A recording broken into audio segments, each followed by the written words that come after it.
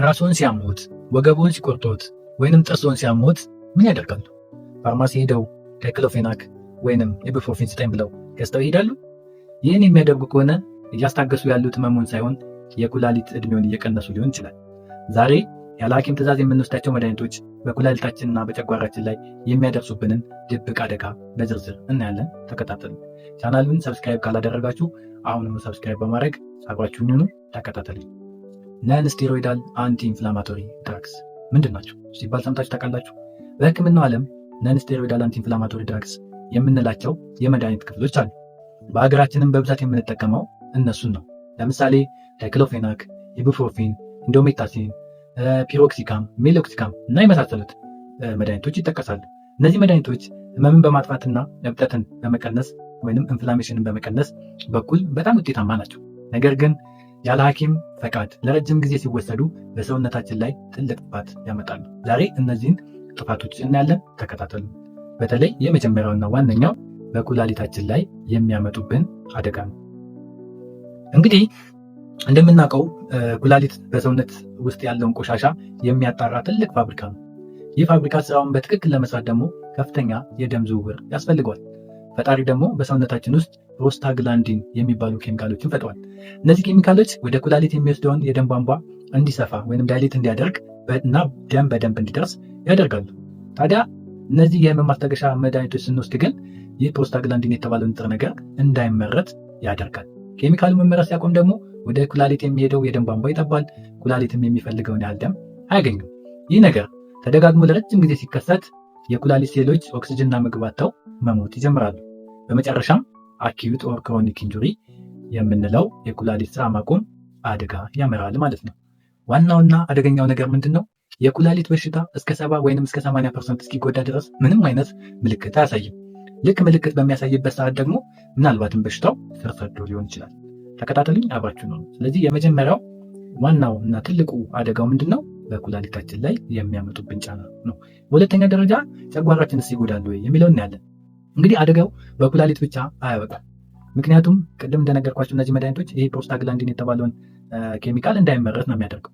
ይህ ኬሚካል ደግሞ የጨጓራችን ግድግዳ ከአሲድ የሚከላከል ንብብር ወይም ፕሮቴክቲቭ ሌየር የመስራት አቅም አለው።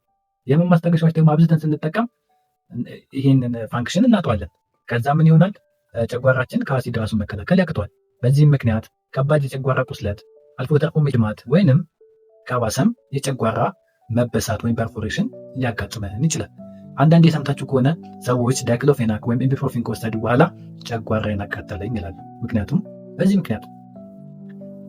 ታዲያ ሌላው ምንድን ነው? ማን ላይ ይበረታል? ከፍተኛ ጥንቃቄ የሚያስፈልጋቸው ሰዎች አሉ ወይ ብለን ካልን አዎ ነው መልሱ። እነዚህ ከቀጥዬ የመዘረዝራቸው ታማሚዎች ያለ ሐኪም ትዕዛዝ ፈጽሞ ይህን መድኃኒት መውሰድ የሌለባቸው ናቸው። አንደኛ፣ የስኳርና የግፊት ህመምተኞች። አስቀድሞ ኩላሊታቸው ላይ ጫና ስላለ ልክ መድኃኒቶቹ ደግሞ ሲጨመሩ ጉዳቱን ያፋጥኑባቸዋል። ስለዚህ የኩላሊትና የስኳርና የግፊት ታማሚዎች የእነዚህን መድኃኒቶች ባይወስዱ ይመከራል። በሁለተኛ ደረጃ እድሜያቸው የገፋ አዛውንቶች፣ በተለይ እድሜ ከ60 ዓመት በላይ ከሆነ እነዚህ መድኃኒቶች ባይወስዱ ይመከራል።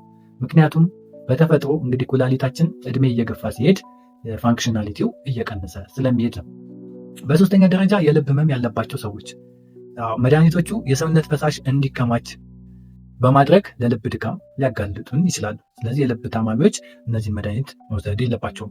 በአራተኛ ደረጃ ደግሞ በሰውነት ፈሳሽ ያጠራቸው ወይንም የጎደላቸው ወይንም ደግሞ ዲሃይድሬትድ የሆኑ ሰዎች ይህን መድኃኒት መውሰድ የለባቸው። ምክንያቱም በከባድ ተቅማጥና ተውካት ምክንያት ፈሳሽ ካጡ በኋላ እነዚህ መድኃኒቶች ሲወስዱ ምናልባትም ድንገት የኩላሊት ስራ ማቆም ሊያጋጥማቸው ይችላል። ታዲያ መፍትሄው ምንድን ነው? ምን እናደርግ? ህመም ሲሰማን ዝም እንበል? ፈጽሞ አይደለም። መፍትሄዎቹ ቀላል ናቸው። ተከታተሉ። መፍትሄዎቹ የመጀመሪያው መፍትሄ ምንድን ነው? ሌላ የህመም ማስታገሻ ዘዴዎችን መጠቀም። ለምሳሌ ፓራስታሞል አይነተኛ መንገድ ነው። በተለይ ቀላል ራስ ምታት፣ ትኩሳት ከተሰማን ፓራስታሞልን መውሰድ ይኖርብናል። ምክንያቱም ፓራስታሞል ከሌሎቹ ማስታገሻ ዘዴዎች አንጻር ሲታይ ኩላሊትና ጨጓራ ላይ የሚያመጣው የጎንዮሽ ጉዳት በጣም ዝቅተኛ ነው። ይህ ማለት ግን ፓራስታሞልም የራሱ የሆነ የጎንዮሽ ጉዳት የለውም ማለት አይደለም።